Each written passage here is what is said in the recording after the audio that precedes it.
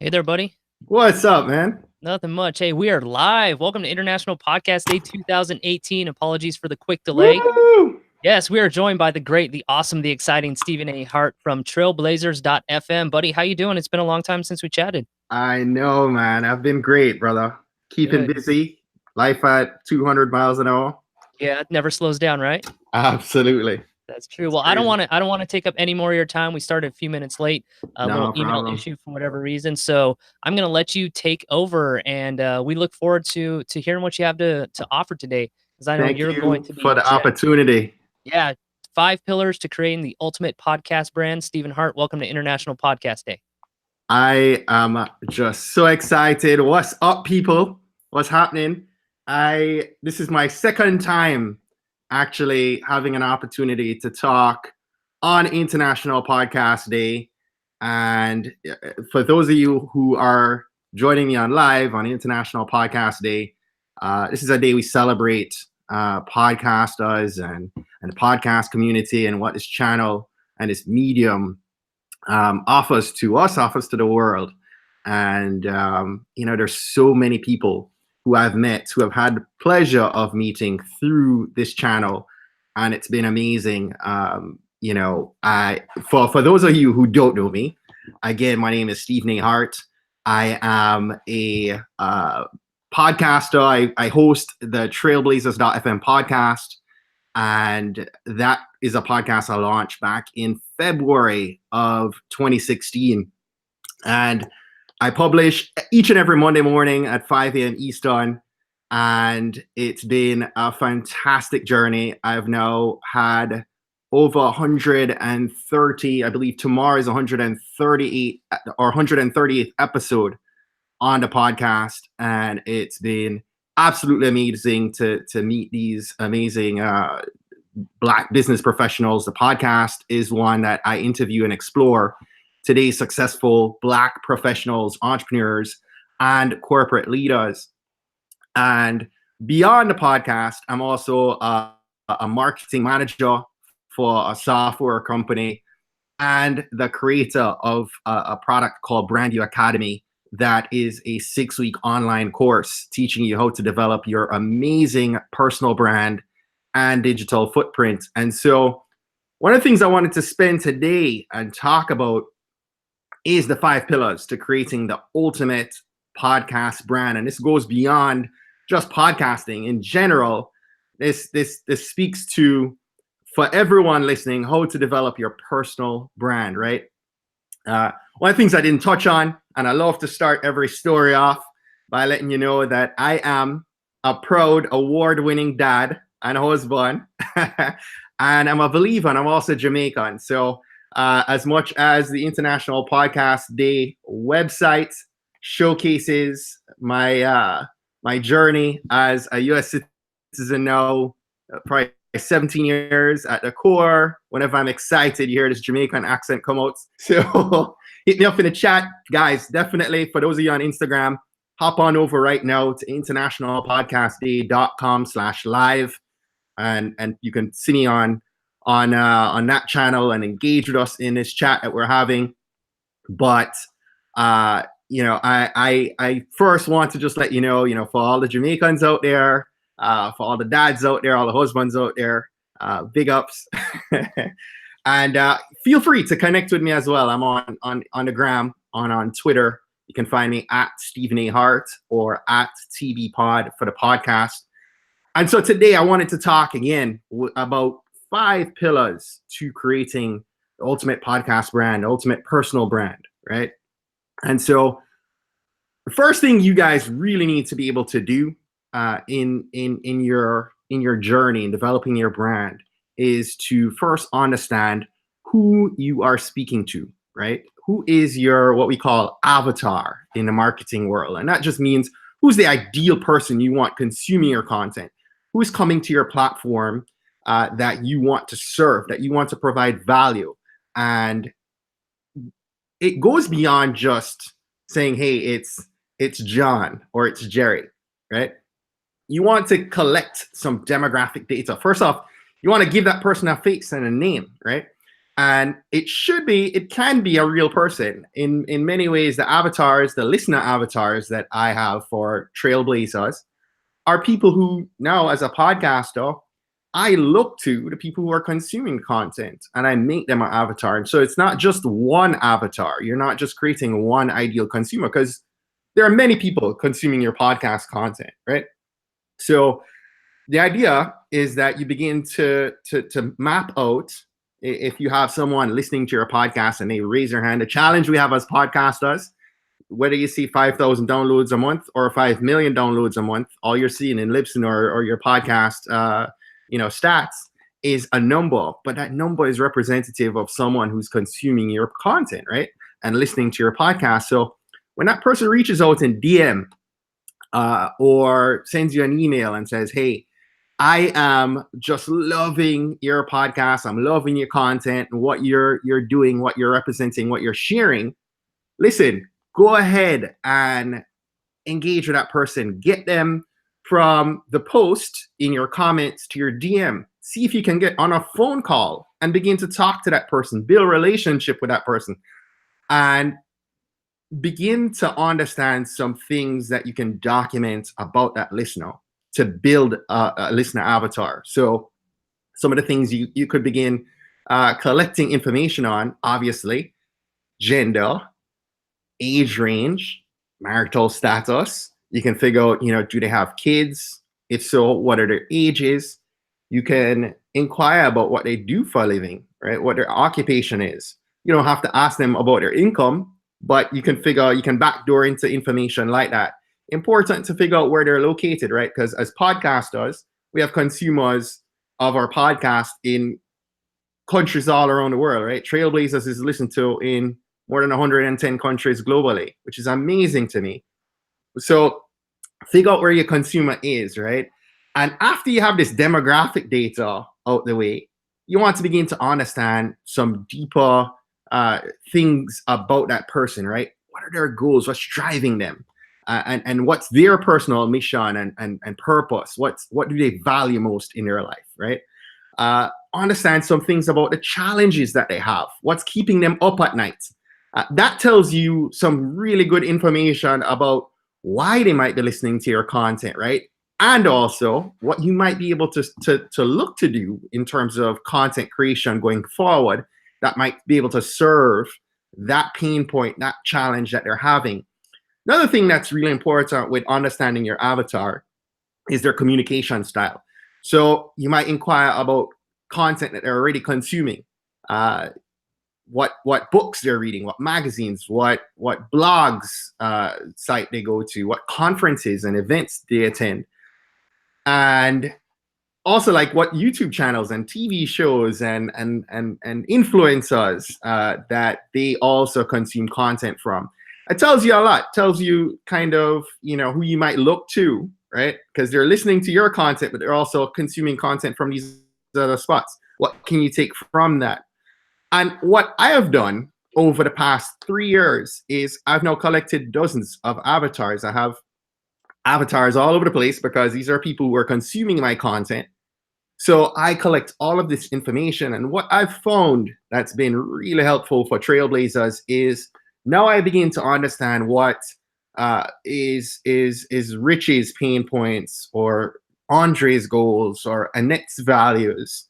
And as I'm having a conversation with I'm interviewing a particular guest on my show, and they go down a path where I know they're no longer speaking to me, but they're touching on something where I know they can speak to a challenge or a pain point of my listener, right? I am now interviewing from that person's vantage point to solve a problem. And by way of solving that one listener's problem, there are hundreds of other listeners who I'm now helping, I'm now adding value, and I'm able to provide them what they need most. So this is not any more fluff or frou-frou content, right? This content is now providing them the inspiration and the wisdom and the mission fuel, what I love to call mission fuel, right? This motivational mission fuel that they need to be able to blaze their trail. So definitely, the first thing you really want to spend some time doing is understanding your avatar, your ideal avatar. And the beautiful thing, like I said, you're going to collect dozens of these, right? You're going to create avatars for the different types of listeners that you want to serve, that you want to attract to your platform. And as you begin to do that, what you will find is that you'll begin to explore different common themes and threads. Maybe you notice that several of these avatars fall within a specific age range, or majority of your listeners fall within the same religion, or have the same common goals or challenges, or occupation wise, you might realize you're serving a large majority of entrepreneurs or business owners or corporate professionals. Look for those common themes, right? That now you're looking at individual avatars, but these individual avatars begin to build up what becomes your target audience. So you're now beginning to look at what an audience, a complete audience, a complete target audience that you're serving looks like. And you're able to know that this particular episode is serving your parents. This particular episode is serving your corporate professionals. This particular episode is serving the women in your audience, etc. And this goes beyond podcasting. Again, this is personal branding 101, right? You need to understand what value you are bringing and how that value, right, how that aligns with your knowledge, right, or the knowledge of your guest if you're an interview style podcast. But connect to your mission, connect to your message. This helps you to create a message, or write a clear message. When you understand what your vision and your mission is, and you understand where the audience is that you're serving, you can create a bridge to connect the two, and it creates this clear messaging that connects to that audience, and it's a beautiful thing, right?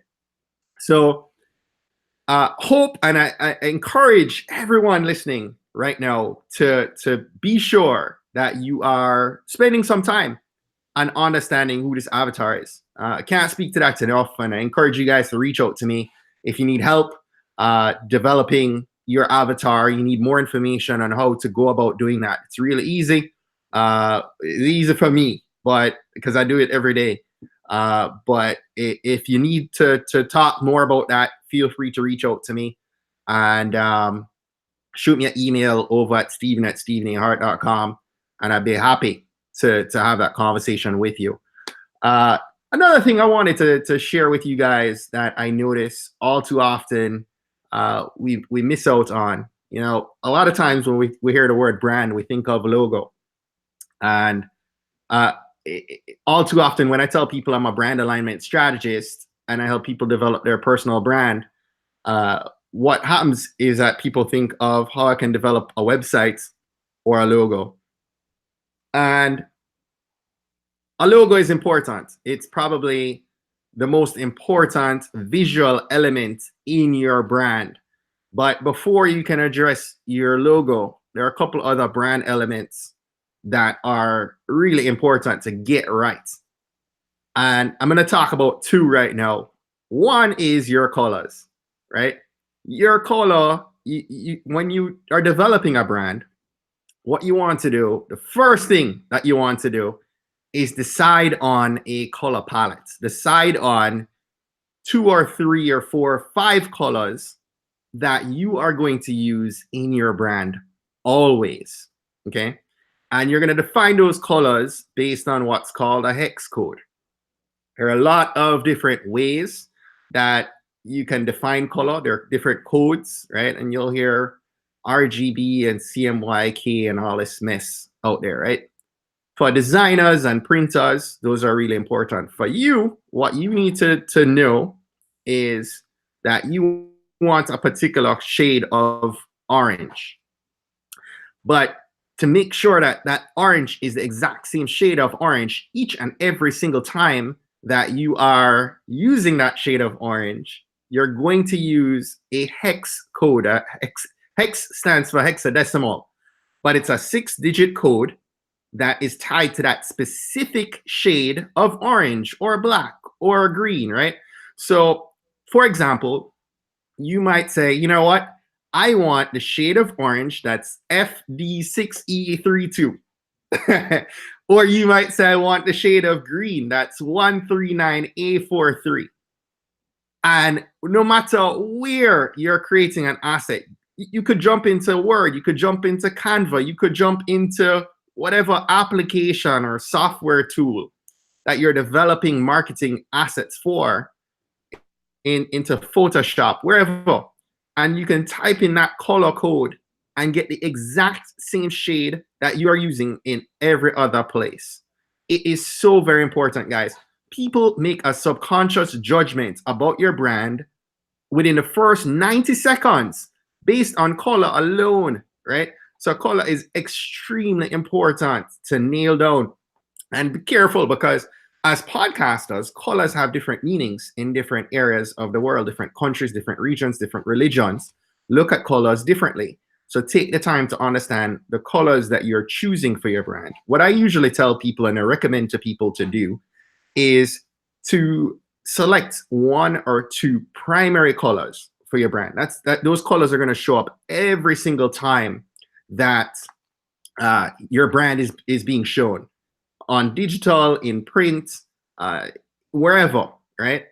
In your podcast cover art, you want to make sure that those one or two primary colors, right, you nail them down. And what I usually have beyond the primary color, I usually have a couple neutral colors, right? I'm somebody to lean to the grays. So I usually have a shade of gray. Maybe for you, it's a shade, another neutral color, or black or white, or some shade right off of a black or white. And the last color that I usually have, so I usually have at least one primary color, at least one neutral color, and the third one you want to make sure you nail down is what I call a CTA color, call to action color. And the call to action color is the color that you're going to use for all the buttons, all the hyperlinks on your website. Wherever in digital you're creating a marketing piece, and you're going to show someone a color that's corresponding to them needing to take an action, you're going to want to use a specific color only for that call to action. Okay, so make sure that you nail that down, right? You select your color palette. Should be 3 to 5 colors that define your brand, and you're gonna stick to those colors no matter what. You don't deviate from that, right? If you're following me on this one and you can appreciate color, in the chat here, Blaze is saying, if you see a shade you like, how do you find out the hex code for that shade? Great question. For example, if someone likes the shade of your shirt, how do you go about finding the hex code for that? There are different applications. I know Adobe has a great application for you being able to take a picture and it's showing you that specific color. I usually use websites, Coolers. I'll type it in the chat over at internationalpodcastday.com/live. So if you're on IG Live and you want to check that out, hop on over there. But Coolers is a great website for you to build out your palette and play with colors, right? There's some great websites out there that Adobe has put together. If you search it, what's up, Henika? How you doing? Big up to all my Jamaican people in the house. I see hi T, Tak Passe, Mike. What up, man? Yes. So check out Coolers. I don't know how to pronounce that properly, but be sure, guys, be sure that you're developing a color palette and you're sticking to the color palette, right? I love to tell people, hey, listen, color at the end of the day is a great way to make sure that your brand looks cohesive across, from a visual standpoint, across all of your digital and social and other assets, right? And your footprint begins to look very cohesive and well put together. A lot of people miss that point. What, Lyndon? What's good, brother? Another side, right? Before we approach your logo, another element. So we touched on color. Another element that's extremely important to get right is your typographies, your fonts, right? And a lot of us will open up a Word document and we get hooked on Times New Roman or we get hooked on Calibra. Listen up, leave that to Word, right? Your goal right now is to stand out from the crowd. You want to get away from Calibra and Times New Roman. I want you guys to jump into Google Fonts, jump to thefont.com, right? Or fonts.google.com and begin to select one or two fonts for font pairing, right? Select some fonts that represent you and be careful, don't select fonts don't go too crazy to the point where somebody can't read the fonts or they're really busy on your eyes. There are different ways that fonts are categorized. So you have what's called a serif font. A serif font simply means that they're curves or edges on for curves or feet on the edge of the lettering. And a sans serif font simply means that they don't have any curves or feet, so it's more of a clean looking edge to your font. And I like to blend the two. I love to make sure that there is a couple fonts in my pairing that one, typically, like if I'm picking a font for my header, it might be more of a serif font for my header, and then a sans serif font might be my primary font, my go-to font that I use for my my body text on a website or copy, like dense copy within a marketing piece, maybe my media kit, or the font that I use in my logo. So figure that out. Look at a primary and a secondary font for your brand and pick something that connects well. There are a lot of great websites out there. If you Google font pairings, that will point you to some great options to put together. And mind you, those two websites, the font and fonts.google.com, are great websites because those fonts are free and they're accessible to you for personal use, right? So you can use those fonts, you download a zip file and install those fonts, and you can use them in your PowerPoint presentation, in your Word document, in whatever applications you're using. If Photoshop, you're creating an asset, or Canva, Canva for work, you can install your own font. So, make sure there are two things, right, that we spoke about here: your colors and your fonts. You get those two down, guess what? It's so easy to know to speak with a graphic designer. If you're not a design person, you can speak with a graphic designer and say, hey, listen, this is my color palette. These are my fonts. Whatever assets we're developing going forward, make sure that it represents my colors and my fonts, right? And if you're developing an update, or if you're developing a logo or you're updating your logo, make sure that that designer who's doing that, make sure you let them know, and they can work with that color palette. They can work with, if they're using a different font, it's still a good pairing, right? It still connects with that if you're creating a font palette, right? Because if it's beyond two fonts that you've now chosen, you also have a palette of different fonts that you're using. But make sure that the logo, the fonts you're using in your logo complement the fonts that you're using for your brand, right? Beyond the logo. Hope that makes sense. Any questions, definitely hit us up in the chat. International podcastday.com/chat or /live, I should say. You can watch the video and connect with us in chat there. So internationalpodcastday.com/live.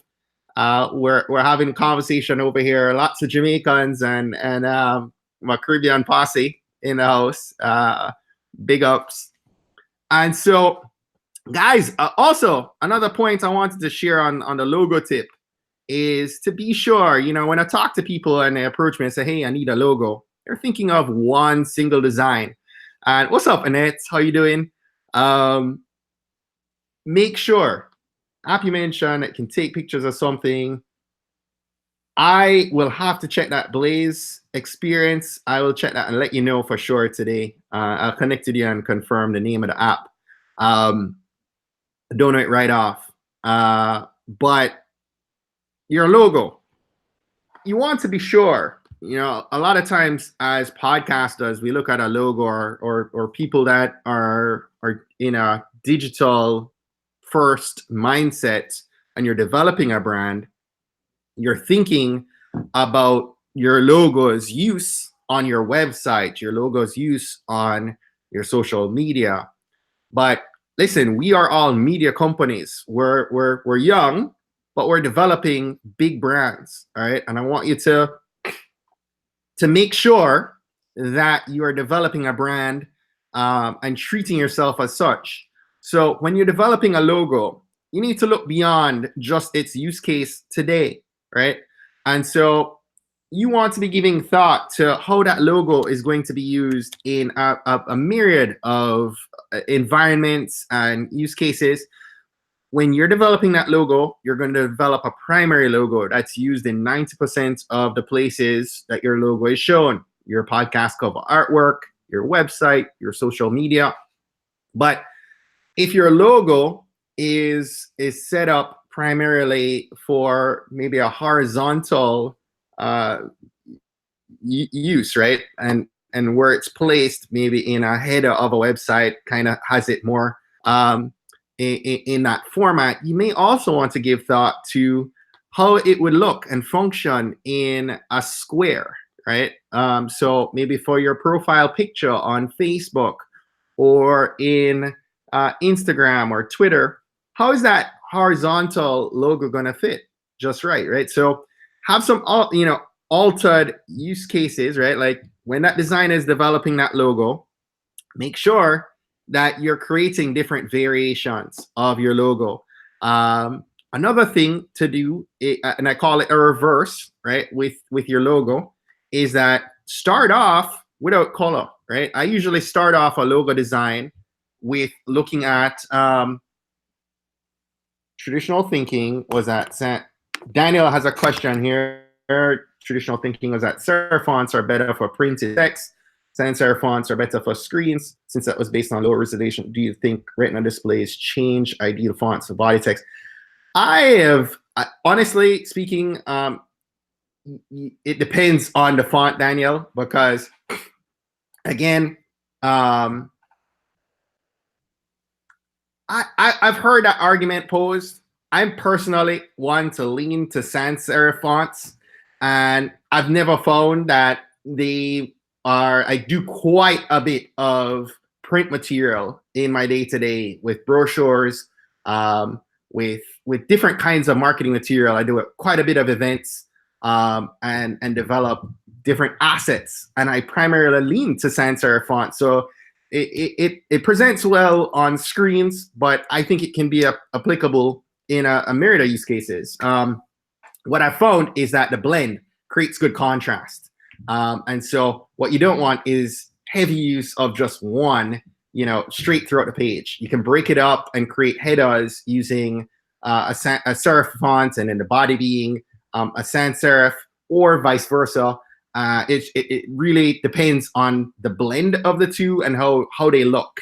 And there's some working on that just to kind of feel it out. I tell you, select a couple fonts, look at a couple recommended pairings, and test it to see how it looks, especially in a dense use case, right? Like, put it on a screen, in a Word document, and see how a couple paragraphs would look with a smaller font, and see, how it looks, how it feels on your eyes. And also keep in mind, not just the font you're choosing, but that font size has, can have an effect, right? If it's really small, can it be read? Is it still legible? If it's really big, and again, this is the point I was coming to with the logo, is you have different places your logo is going to be seen. Today, we're thinking about your logo being used on your website or on your podcast cover art or in digital applications. But how's your logo going to be read or seen when it's on apparel, when you're exhibiting at a podcast conference, How is it going to be seen in those different environments when you eventually have a building of your own and you have signage, right? So start thinking of that use case. And the fact that your logo is going to be used in many different ways over the long term. Give thought to that.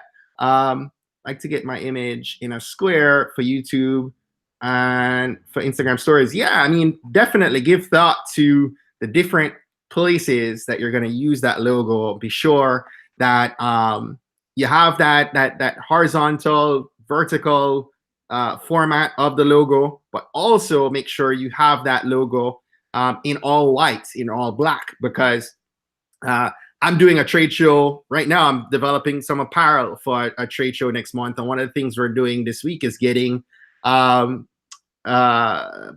shirts, right? And the colors of the brand are blue and purple, and the blue and purple are in the logo. So if I got a blue shirt and I put a blue logo, it's not going to be seen, right? So you want to make sure you have all white of your logo if it's going on a dark background, or all black if it's going on all, a white background. Just make sure you have variations accessible to you. One of the things too that a lot of people miss out, sometimes some of you guys are using Fiverr or Upwork to develop assets to get design work done. Be sure if it's assets like your logo that you're going to have a need for the long term, make sure you're spending the money to get your source files. When I say source file, I'm referring to the document that was used, the application that was used to create that asset, right? So if we're talking about your logo and a graphic designer, for example, used Adobe Illustrator, be sure that you're paying to get access to that Adobe Illustrator file, right? The file format for that Adobe Illustrator file is .ai for Adobe Illustrator. If they're using Photoshop, make sure they're sending you that PSD file. Make sure that you're not just getting that JPEG or that PNG. That is what you will use on a day-to-day basis. But if you're needing to send, if that graphic designer falls off the map and you're unable to reach out to them, again, you have that source file that you can send to a new designer. Also, if you're developing printed material, sometimes, when that graphic designer is sending you that JPEG or that PNG, that is, and this is a good point for you here, Daniel, you're talking about the difference with screens versus print. This is where RGB and CMYK colors come into play, right? So RGB colors are designed for your screen. So when we're developing our podcast cover artwork, or we're developing things that are going to be seen on screen, those are RGB colors. But if we are trying to go to print with stuff, sometimes it comes out all messed up because we need to transfer from RGB colors to CMYK colors for the print. So, make sure that you, at the end of the day, you keep hold of your source files, because if not, and you go to another design, if for whatever reason the designer falls off and a new designer has to pick up, they might have to recreate that asset, recreate that logo from scratch to be able to access and provide you, because over time, you can't edit a JPEG or a PNG file, right? And it compresses that file. That file's not lossless, right? So JPEG's great for web use, but you can't edit that file. So be sure that with your logo, you are asking for different file formats in your source file, your JPEG, your PNG. And guys, listen up. Once you have these three things down, right? Your colors are consistent, your fonts are consistent, your logo has some options and variations. Listen, at the core, right now, you have you can now begin to go out and create image assets for your brand that are consistent, right? Your podcast cover artwork is a lock. You're using your colors, you're using your fonts, you're using your logo, and then all assets that you're creating across your digital footprint for Twitter and for Facebook and for YouTube and wherever else you have a digital presence, you're using those elements, and it begins to become very consistent. If you look at Trailblazers, we are at TB Pod just about everywhere. If you hop on over to Twitter /TB Pod or Facebook TB Pod or my website at tbpod.com, and you look at my podcast cover artwork, there's consistency across fonts, across colors, across everything. My podcast cover artwork, my business card, down to my very business card is a square card that mirrors my podcast cover artwork. There's consistency of that feel, of that look, no matter where you see Trailblazers.fm being shown. So, people begin to represent, to notice that. I have a couple comments here in the chat.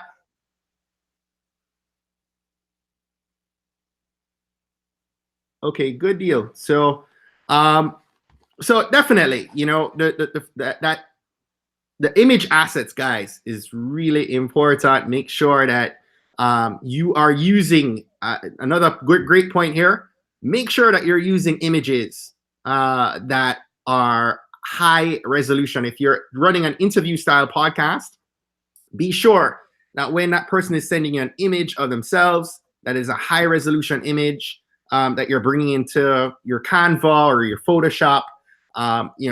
Don't use low grade images on your brand. It really stands out when you have images that pop, they're high quality. Use, especially with Instagram, it will come across where you have one or two images that really pop, and then use a meme or something that it isn't representing your brand quite right, or you're using an image of someone that they sent you that they had saved back from a social site, and so the file size is really low. You bring that into Canva, and now it looks pixelated, right? And that's not good. So be sure that you are taking care of the images that you're bringing into your brand. I love to tell people, listen, especially with Instagram, a lot of us as podcasters, I don't know how many of you are very active on Instagram. If you want to hit me up in chat right now, let me know where you are on Instagram. I'd love to take a look at some of your pages. But that grid, when somebody comes out to your wall, on a weekly basis, if you haven't yet done so, consider transitioning your Instagram account over to a business account. You can do that in your settings, but it shows you on a weekly basis how many people are coming through your wall and moving into your website from there. You can look at insights that you're getting by for each post, as well as for your Instagram profile, right? And likewise with Twitter, you have, if you Google search Twitter analytics, you can also see quite a bit of data on people that are seeing, how much people are actually seeing your posts on Twitter on a week-to-week basis, and on a monthly basis.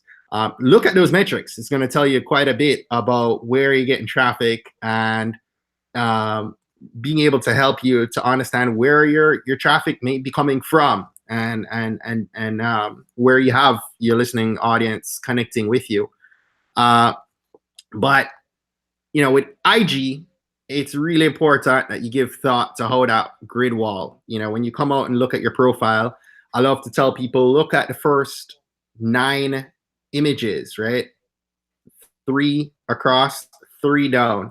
If you think it in a 9-block grid, what is that eventually going to look like, right? So if you took, for those of you who are connecting with us on video right now, I'm going to draw something and just show you here. But a lot of people say, hey, create an editorial calendar, and it gets mixed up, right? But if you can see this, I don't know if you guys can see,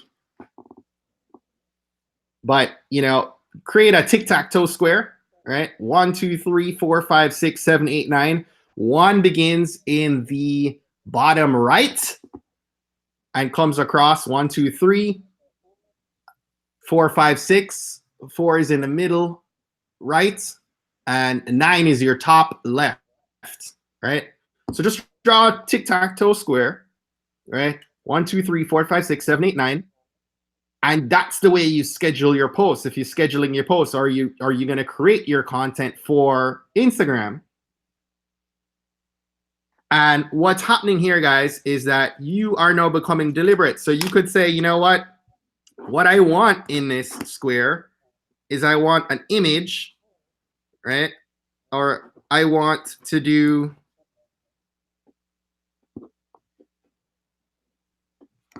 and you see people do this all the time, right? And it looks all nice and cool, but you could have video coming across, right, consistently, and then images wrapping around that. Kind of cool, right? And it looks really clean when it comes up on your Instagram wall, on your grid. But a lot of people are like, Stephen, how is that done? I'm not savvy. I'm not tech savvy. Listen, just draw a tic-tac-toe square. Draw a tic-tac-toe square and think of what goes in each of those pods, right? Each of those posts. That one is a post, that two is a post, and on. So hopefully I never got too technical on you or lost you. Feel free to ask any questions about that in the chat. But video is very powerful. How many people are doing video? I don't know. Hit me up in chat if you're doing lives more often, whether it be on Facebook, on IG stories, IG live, IGTV. People are connecting with that, guys. And video as well is extremely powerful right now in LinkedIn. I'm seeing that. A good friend of mine, Paul, made a great point here recently that less than 0.5% of people on LinkedIn are posting on LinkedIn on a weekly basis, and only a small fraction of those people are using video.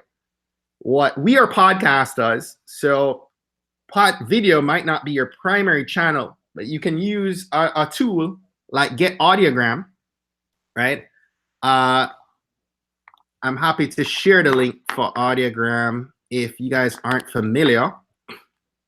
But with Audiogram, you can create clips, minute-long clips, 2-minute-long clips, depending on where you're using them, and capture clips from your audio, from your MP3 file, and it will actually find your podcast and bring up an episode for you. You can select a clip that you want to extract, and then you can add an image of maybe that episode's guest. And if it's a minute or less, there is a feature in there for you to turn the words that are being sent into a transcript and show them across that graphic, that file that's being created, and it will create a video file for you, and you're able to download that file. I've been using those video files very successfully across my Instagram channel as well as LinkedIn. And what I've done is copy the transcript when it's done. It takes a little bit of cleanup, but you can clean it up inside of Audiogram. Copy that transcript and use that transcript as the caption for your post. And so you're posting the video as well as the text copy, right? There you go. Thank you very much.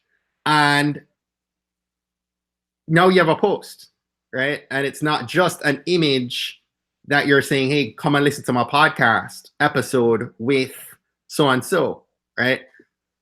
Very powerful, guys, to make sure that people are consuming your content, especially people who aren't your podcast consumers right now. You're able to introduce them to a teaser of your content, right? In a way that maybe they say, you know what, this minute sounds really powerful, and this is something that I want to hear more about. And you make sure you always provide a call to action, meaning you provide a link to where they can listen to that episode, listen to the rest of the episode. I always tell people, point people back to your website, right? You can build an email list from your website. Great to make sure you're bringing people to your sites, collecting that information, and then sending them back out if they want to listen on Apple or Google or Spotify or wherever else that they are accustomed to listening to podcasts, right? But bring people to your website and build your email list. A couple other quick things because I'm about to wrap up here. Develop a hashtag strategy. A lot of people, listen, as podcasters, what I've realized recently is we all see the Lewis Howes and the Pat Flynn's of the world, and these guys have become influencers, right, in the space. If you were to look at the hashtag for hashtag Lewis Howes or hashtag Pat Flynn, obviously they have at Pat Flynn and at Lewis Howes, right? Those are their profiles. But especially with Instagram or Twitter, and even now in LinkedIn, that's beginning to embrace hashtags. What if somebody who is less tech savvy hashtags your name? Are they able to find you via that hashtag? What story is being told about you on an Instagram wall when somebody searches your hashtag? Hashtag your podcast, hashtag your name. What I realized was I was not doing a good job of tagging my own content that I want to be part of the story being told about Stephen A. Hart with hashtag Stephen A. Hart. So I've gone back through and I've started to create, adding that hashtag and being meaningful. So, hashtags are great. And a lot of times, we hashtag, I'm eating ice cream with my wife. I mean, nobody else is using this hashtag, right, guys? But, be sure that you're using, what up, Amy J? Tiff South. Make sure that you're beginning to create the story that you want told about you on these different platforms by using the hashtag for your podcast, by using the hashtag for your name. And look at other influencers as to how that's done. And as your podcast begins to grow, people will be adding that hashtag, right? They'll be adding your hashtag, they'll see your use of it, and they'll add to it. And when they're listening to your podcast, you're telling them, hey, make sure you're using the hashtag for your brand, right? Encourage that when you're doing your intros and outros and so on. One other thing that I wanted to share with you guys is before we wrap up here is to make sure that you're trying to find ways to automate some of the content that you're putting out. As podcasters, some of you have hundreds and hundreds and hundreds of episodes that you've published. How are you bringing people back to episodes that you published before? Your platforms right now, a lot of people are using Hootsuite, or you're just posting manually to social media. What I encourage you guys to do is to look at a platform like eClincher, like Meet Edgar. And I use I use eClincher right now. I once used Meet Edgar. I've used both platforms. I love eClincher. Right now, guys, I'm able to post anywhere between 200 to 250 posts a week in Twitter. Majority of those tweets are coming by way of eClincher. Each and every Sunday, or at least every other week, I'm able to add, a few new posts for an episode that's coming live. Once I add it to eClincher, I no longer have to add that same tweet or post back to that platform.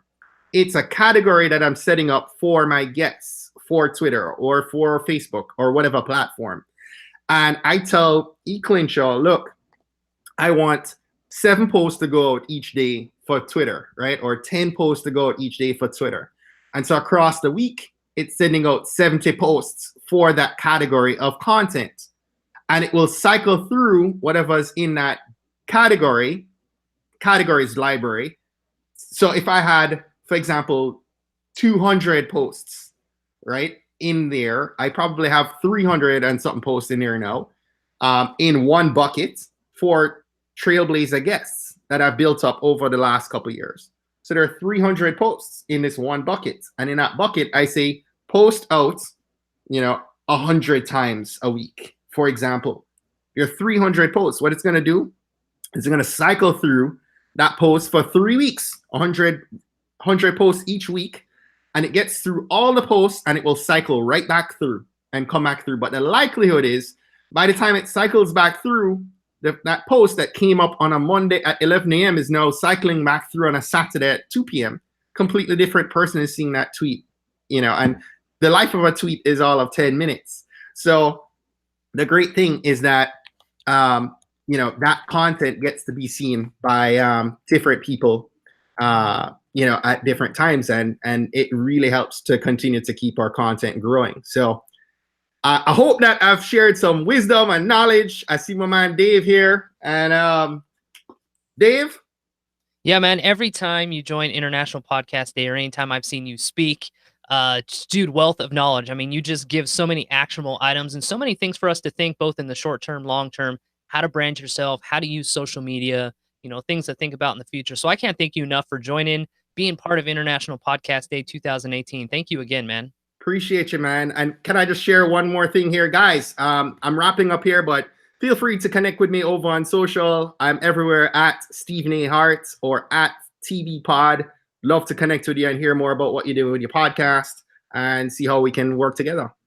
Yeah, I can vouch. Steven is a really good follow on Twitter, on social media. So definitely hit up his websites, hit him up on social media.